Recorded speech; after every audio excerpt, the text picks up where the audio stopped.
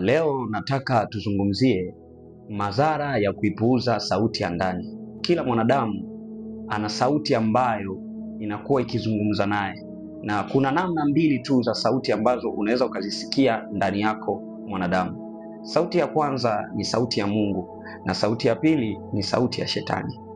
Katika sauti hizi utawezaje kuzitambua na kuzijua, na utajuaje kwamba ni sauti ipi iliyokuwa na madhara na sauti gani ambayo haina madhara? Kuna madhara makubwa sana ya kuweza kupuuzia mojawapo ya sauti ya Mungu pale inapokupatia maelekezo ukaipuuza. Na utawezaje kuijua sauti ya Mungu? Utaijua sauti ya Mungu kwa sababu sauti ya Mungu kamwe haijawahi kutoka kwenye neno la Mungu. Sauti ya Mungu siku zote inasimama katika msingi wa neno la Mungu. Hakuna siku sauti ya Mungu itawahi kukuambia kwamba ukaibe. Hakuna siku sauti ya Mungu itawahi kukuambia kwamba ukazini. Hakuna siku sauti ya Mungu itakwambia ukamdhulumu mtu. Sauti ya Mungu siku zote inasimama katika neno la Mungu. Kwa hiyo ili uweze kuitambua sauti ya Mungu, inatakiwa uipime katika neno la Mungu, ambalo neno hilo ni Biblia. Lakini pia utaijuaje sauti ya Shetani? Utaijua sauti ya Shetani kwa sababu sauti ya Shetani siku zote inapingana na sauti ya Mungu. Sauti ya Shetani itakwambia ukaibe, na sauti ya Mungu inakwambia usiibe, kwa sababu sauti ya Shetani inalipinga neno la Mungu. Na utaijua sauti ya Mungu kwa sababu sauti ya Mungu inasimama katika msingi wa neno la Mungu, ambalo neno hilo ni Biblia, kama tulivyokwisha kusema hapo awali.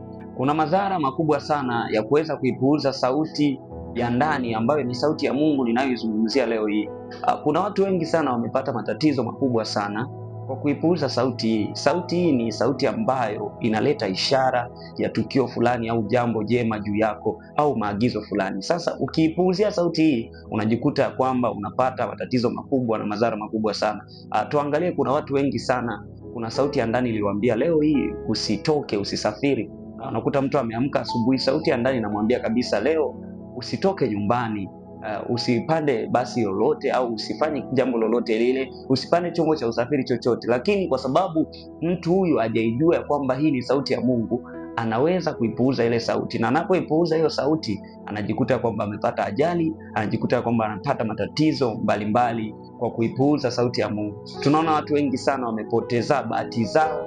Watu wengi sana wamepoteza fursa nyingi sana kwa sababu ya kuipuuza sauti ya ndani. Hivyo kuna madhara makubwa sana ya kuipuuza sauti ya ndani. Ukiipuuza sauti ya ndani ambayo ni sauti ya Mungu inayokupatia ishara ya jambo fulani, utajikuta ya kwamba unakufa na kuangamia katika hali ambayo sio nzuri. Kwa hiyo tusimamie katika msingi wa kuisikiliza sauti ya ndani inayoweza kuzungumza ndani yetu. Naitwa Daniel Yusufu. Nasema tuzidi kujifunza, kuna cha kujifunza.